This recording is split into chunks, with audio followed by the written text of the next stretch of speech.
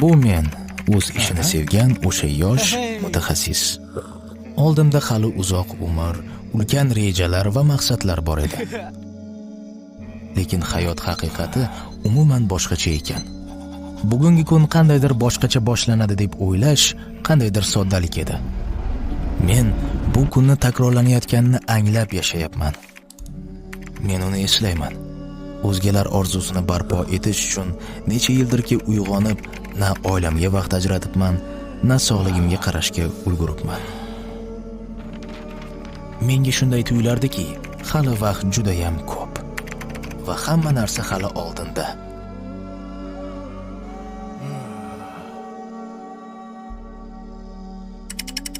Vaqt shafqatsizlarcha o'tib borar, men esa bir joyda qotib qolgandim. Ertaga meni almashtirishadi. Lekin men ichimdagi bo'shliqni nima bilan almashtiraman?